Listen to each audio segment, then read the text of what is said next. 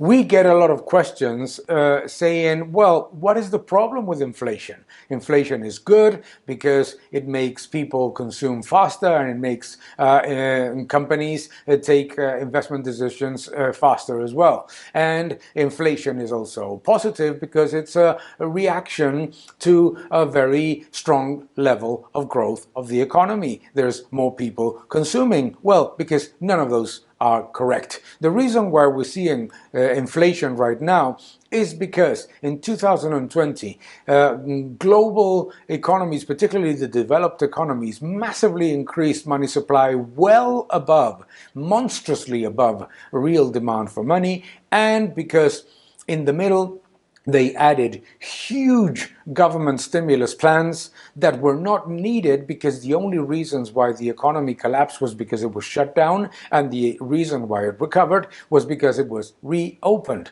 So an important factor about this inflationary pressures that we're seeing is that, one, they disproportionately impact the least well off of the society. The poorest, the middle and low classes are suffering more because food is at all-time highs, because energy and the essential core goods and services that everybody purchases actually are rising faster, not just more than real wages, but significantly above the levels at which they were rising already before the COVID-19 crisis, because non-replicable goods and services were already rising faster than real wages and reducing the purchasing power of citizens. So what we're seeing is debasement of currency on a global basis. And we're seeing it very, very aggressively as well, even in commodities that had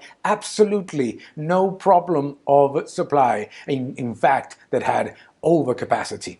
Another important factor is that it is not true that inflation is leading people to take faster decisions of consumption and faster decisions of investment, because margin pressure is affecting companies, small and medium enterprises the most, because input prices rise much faster than what they can pass on to consumers, while consumers are feeling the pinch of inflation and they need to be more prudent. So inflation is not a positive. But now the other question is, well, deflation is worse. No, it is not. Disinflationary pressures, particularly because of technology, because of a higher diversification of supply, etc., are not factors that are negative for the economy at all. In fact, what we have seen in the period in which they said that there was quote-unquote no inflation was that there was in assets, in financial assets, but also in non-replicable goods and services, as I mentioned. Second, when they said that there was no inflation, the people that were most benefited by that low inflation environment were the least well off, the most disadvantaged parts of the economy, because one, there was absolutely no problem of employment. In fact, employment went to all-time highs and unemployment to all-time lows. More importantly, the purchasing power of their wages and the purchasing power of their savings remained stable or increasing.